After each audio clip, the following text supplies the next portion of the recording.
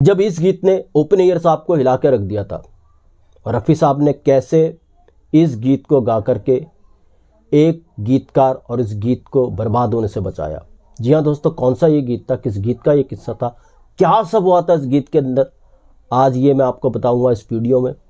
दोस्तों चैनल पे नहीं तो चैनल को सब्सक्राइब कर लीजिएगा, बेल आइकन भी प्रेस कर लीजिएगा ताकि नोटिफिकेशन आप तक पहुंचती रहे। नमस्कार, मैं महेश कोहली बॉलीवुड संगीत के सफर से। दोस्तों मैं जिस गीत की बात कर रहा हूँ, इस गीत के गीतकार थे अनजान। ये गीत बहुत पहले लिख चुके थे। ये और बात है, उस समय इनको पॉपुलरिटी नहीं मिली जितना पॉपुलर ये गीत हुआ था। अनजान साहब बनारस के रहने वाले थे, लालजी पांडे इनका नाम था। बनारस में इनकी मुलाकात होती है मुकेश जी से, अच्छी खासी मुलाकात होती है। मुकेश जी इनको मुंबई बुलाते हैं और राज कपूर साहब से मिलवाते हैं।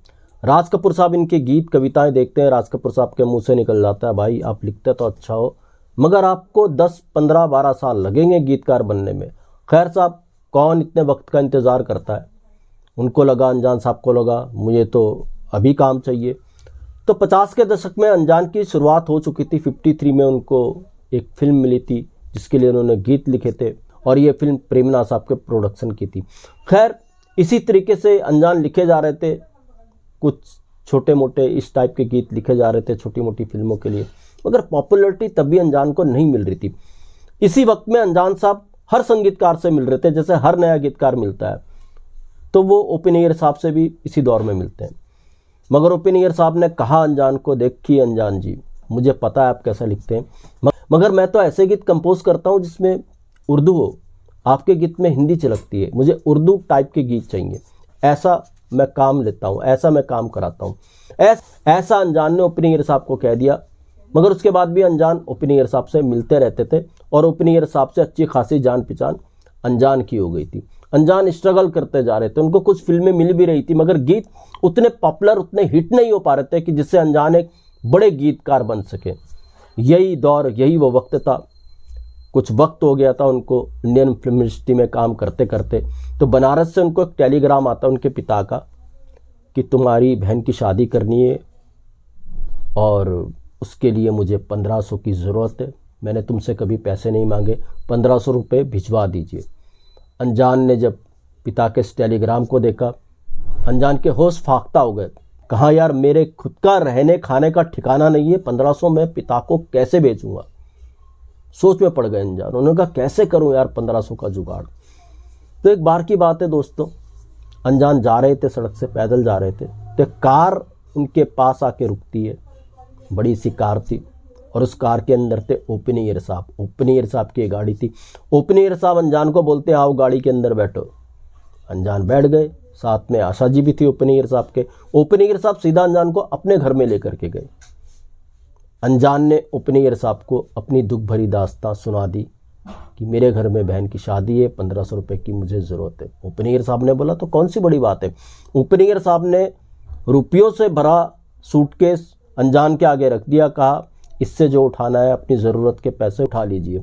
अब अनजान इस तरीके से भी पैसे नहीं लेना चाहते थे। उन्होंने ओपन ईयर साहब को कहा नहीं साहब, मुझे कोई काम दीजिए तब जाके मैं पैसे लूँगा, 1500 लूँगा, नहीं तो ये तो भीख होगी। तो ओपन ईयर साहब ने कहा देखो अनजान, ऐसा नहीं होता, अभी ज़रूरत का वक्त है, तुम्हें ज़रूरत है पैसा ले लो, काम वाम फिर देखा जाएगा। तो अनजान ने ओपन ईयर साहब के लिए एक गीत लिख रखा था जिसमें उर्दू की शायरी थी। तो अनजान ने वो गीत ओपन ईयर साहब की तरफ बढ़ा दिया। ओपन ईयर साहब ने कहा ठीक है, इस गीत पे काम कर लेंगे मगर अपने 1500 रुपये रख लो। अब अनजान ने कहा नहीं साहब, ऐसा भी नहीं हो सकता, मुझे पता है आप गीत इस्तेमाल नहीं करोगे और जो मैं पैसा आपसे लूँगा वो तो फिर भीख हो गई, मुझे ऐसा नहीं चाहिए, आप इस गीत को इस्तेमाल कीजिए, तब मुझे लगेगा कि आपने मेरे काम की कीमत मुझे दी है। अब ओपन ईयर साहब अपने मूड के आदमी थे, वो स्ट्रिक्ट भी थे मगर नरम दिल भी था उनका। ओपन ईयर साहब ने साहब का अनजान को, देखो अनजान, तुम एक सभ्य लड़के हो, तमीज़दार लड़के हो, चलो तुम्हारा गीत रख लेते हैं, नहीं तो मैं तो अपने मूड के लिए भी जाना जाता हूँ, मगर तुम्हारा जो ये गीत है मैं इसको रिकॉर्ड करवाऊँगा, पक्का रिकॉर्ड कराऊँगा। और जल्दी में ओपन ईयर साहब ने इस गीत को कंपोज किया, अपने म्यूजिशियंस को बुलाया, उनके साथ तैयारी की। एक फिल्म थी ओपन ईयर साहब के पास, उस फिल्म में इस गीत को डाला गया। जी हाँ, जब इस गीत की रिकॉर्डिंग हुई, रफ़ी साहब को इस गीत को रिकॉर्ड करने के लिए बुलाया गया जब रफ़ी साहब ने इस गीत को रिकॉर्ड करा, गीत का लेवल ही चेंज हो गया। भूपेन नैयर साहब हिल गए, यार कमाल का गीत है, तो कितना अच्छा गीत लिखा है अनजान ने। रफ़ी साहब ने इसको गा करके दूसरा ही लेवल दे दिया था। अनजान को भी लगा कि वाकई ये गीत उन्होंने लिखा, सच में उन्होंने लिखा, ऐसा कुछ माहौल बन गया था। खैर साहब, जब ये गीत फिल्म के अंदर आया, फिल्म लोगों के बीच में आई, ये गीत बहुत पॉपुलर हुआ 60 के दशक में।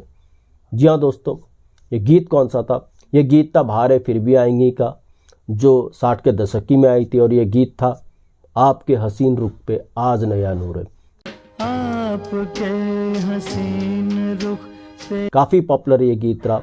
रफ़ी साहब के जितने भी टॉप मोस्ट सॉन्ग्स हैं उनमें से एक सॉन्ग ये भी है। भूपेन नैयर साहब के भी जितने भी टॉप मोस्ट सॉन्ग्स हैं उनमें से एक सॉन्ग ये भी है। मगर अनजान की तकदीर देखिए, ये गीत इतना पॉपुलर रहा, आज भी पॉपुलर है, मगर इस गीत की पॉपुलैरिटी का फ़ायदा अनजान को नहीं मिला। वो पॉपुलर तब भी नहीं हुए, और जो उनके साथ गीतकार स्ट्रगल कर रहे थे वो पॉपुलर हो गए। जैसे एक आनंद बख्शी भी थे। आनंद बख्शी ने गीत लिखे, कई गीत लिखे, वो पॉपुलर हुए और उन्हें लगातार काम मिलता गया, मगर अनजान को इंतज़ार करना पड़ा। 70 के दशक में अनजान साहब को पॉपुलैरिटी नसीब हुई, बतौर गीतकार वो पहचाने जाने लगे। जी हाँ, 70 के दशक में एक से एक गीत अनजान ने कई म्यूजिक डायरेक्टर्स के लिए लिखे।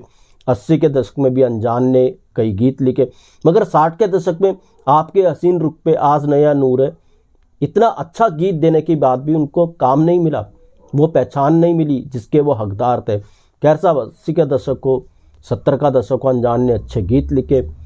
90 के दशक में तो उनके जो पुत्र थे समीर अनजान, उन्होंने कमाल कर दिया, वो तो फिर बहुत बड़े गीतकार बन के उभरे। 90 के दशक में मैक्सिमम सॉन्ग्स समीर के हिट हुए। ये सच है, अनजान साहब का ये गीत आपके हसीन रुख पे आज नया नूर है, रफ़ी साहब ने बचा लिया था अनजान को बर्बाद होने से। इतना अच्छे तरीके से इस गीत को गाया।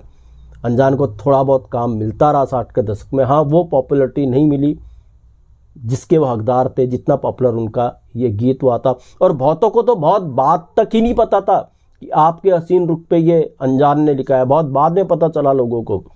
अनजान का कहीं नाम ही नहीं जुड़ता था इस गीत से।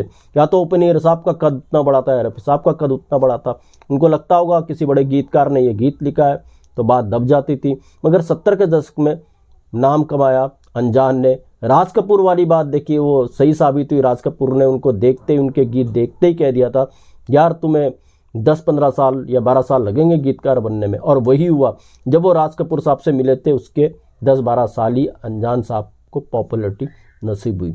तो दोस्तों, ऐसे भी किस्से वैसे किस्से मैं आपके लिए लेकर के आता रहूँगा। मैं स्कूल को दीजिएगा इजाज़त। Good bye, good luck and take care.